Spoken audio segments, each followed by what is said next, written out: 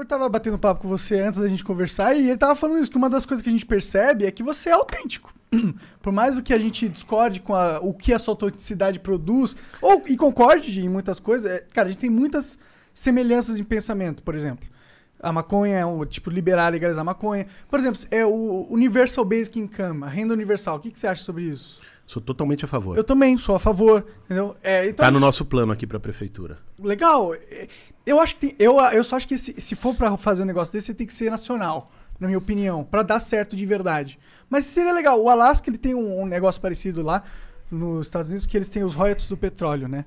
E aí um governador lá, acho que foi a Sarah Palin, inclusive, que fez isso. Ela decidiu que, acho que 6% dos royalties vai diretamente para renda básica. Individual, para o cidadão individualmente, divide igual para todo mundo, sabe? E é um dos programas de mais sucesso lá e deu certo. Acho que daria certo aqui também. No Canadá tem uma puta experiência, em vários lugares do mundo tem experiência de renda básica. Que as pessoas têm um preconceito danado com isso, né? Dinheiro vagabundo, grátis, dinheiro grátis, ninguém vai querer trabalhar, todo mundo vai... E a inflação? Mas bicho, assim, primeiro, o problema de falta de trabalho no Brasil não é de vagabundagem, é de desemprego, né? É de gente que gostaria de trabalhar e não consegue, não tem oportunidade. Segundo, assim, as pessoas não entendem o quanto isso também aquece a economia.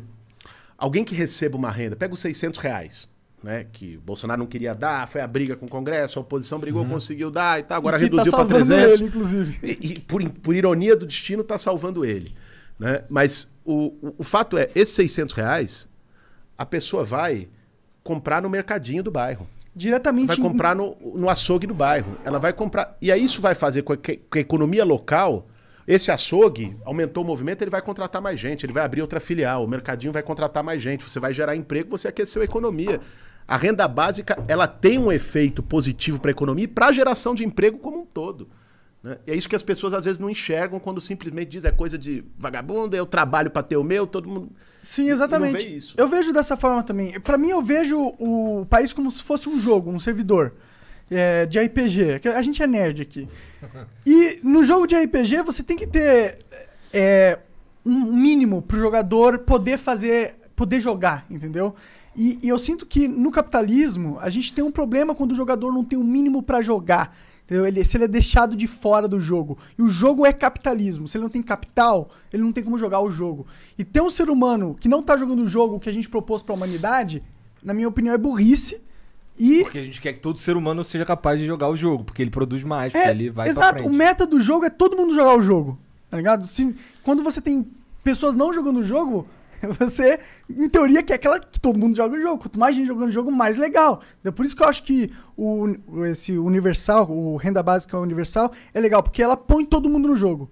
Não importa. Não importa se você é o cara fudido, mijado na rua, você tá no jogo agora. Você tem todo mês umas jogadas pra fazer, que são o dinheiro que você recebe, que você pode gastar pra Teve uma experiência que foi feita em Londres, com população em situação de rua, né? Com as pessoas que estavam na pior situação.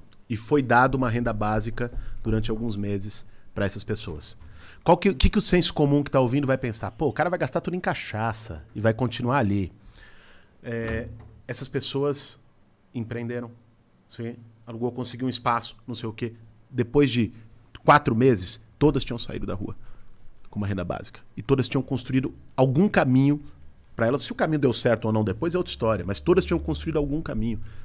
É dar oportunidade, cara. Não tem como você falar em meritocracia. Esse é o problema do capitalismo, e sobretudo do capitalismo brasileiro, é falar meritocracia. Cada um, né, de acordo com seus méritos. O cara que deu certo é porque ele é bom, né?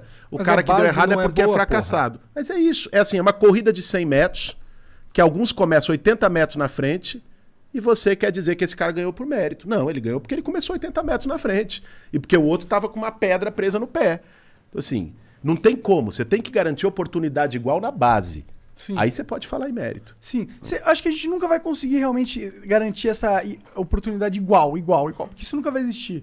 Porque, eu não nasci em família rica, mas se eu tivesse, só o fato dos meus pais serem conectados com um monte de gente importante, que trabalha em um monte de cargo importante, vai me ajudar na vida, não importa. E isso nunca vai mudar. Sempre vão existir pessoas que vão nascer em posições vantajosas. O problema é você ter uma base tão porca, que você subutiliza o capital humano. Eu não vejo de uma forma altruísta. Eu vejo de uma forma muito mais mecânica esse negócio. Eu acho que a gente tem que entender que todo ser humano é um computador incrível, foda. Não importa se ele está jogado na rua ou não. O cientista mais pica do mundo não conseguiu fazer um computador ou uma ferramenta ou até um robô que consiga se mover igual um ser humano, não importa o mais merda que seja a situação que o ser humano esteja. E a gente não viabilizar que esse robô seja utilizado no seu potencial completo, tá ligado? Mesmo que não seja um robô, tô falando isso só para pegar a analogia. Isso é algo que é ruim para toda a sociedade, pro jogo que a gente tá jogando. É ruim. A gente tá subutilizando recursos. É ruim subutilizar recurso. Cara, mas assim, eu entendo o teu raciocínio, mas assim... É porque a gente tem que vender essa ideia pros caras que não estão nem mas aí pensa uma coisa, pra bicho, parada de ser bonzinho, tá mas ligado? no fim do dia, assim, não, tudo bem. Se a pessoa não quer ser, se ela gosta da desigualdade, se ela gosta... Tem uns caras que você gostam. Tudo bem, mas aí, bicho... Porque eles são burros. Tem cara que gosta de fazer sexo com animal, tem gente que gosta verdade, de todo tipo de coisa. É que tem muito cara que é assim, então, assim, infelizmente, né? mas eu acho assim que, no fim do dia, a reflexão que a gente tem que fazer não é só uma reflexão funcional, sabe, Monark? É uma... Cara, nós estamos numa crise ética, cara. Com certeza. Olha o que está acontecendo na nossa volta. Tem centenas de milhares de pessoas morrendo. Pandemia do coronavírus. Eu me lembro como se fosse hoje, quando caiu aquele avião da TAM em Congonhas. Uhum. Eu lembro. Fiquei chocadíssimo. Ficou em luto, todo mundo ficou chocado, teve um memorial. E com razão. Eram vidas. Sabe por que a gente ficou chocado? Porque a gente conseguiu se colocar no lugar daquelas pessoas. O terror.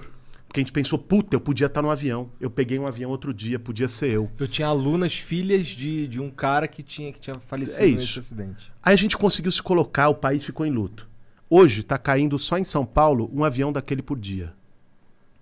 Na periferia. É o tanto de gente que morreu naquele avião, é o que está morrendo de coronavírus em São Paulo por dia. E a gente tá de boa. Porque a gente perdeu essa capacidade, eu volto nisso, de se sensibilizar. Assim, o problema da nossa crise não é uma crise política, econômica, é também. Mas ela começa num abismo ético, bicho. Onde é que nós vamos parar? Se a vida do ser humano não vale nada, se a vida do outro para nós não vale nada, então esteja preparado para a nossa não valer nada para o outro. Sim, claro. E qual que é o fim disso? É a barbárie. Sim. É a barbárie. Pode ser funcional, pode não sei o quê, pode não sei o quê. O sistema pode encaixar, pode não encaixar. Não estamos falando de vida, de gente.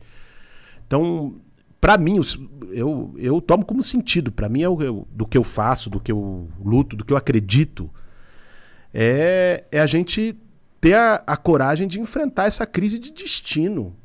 A gente conseguir ver aquele cara que está ali ferrado, né, como gente. E aí nós temos que pensar a sociedade como um todo. Que valores que a gente acredita?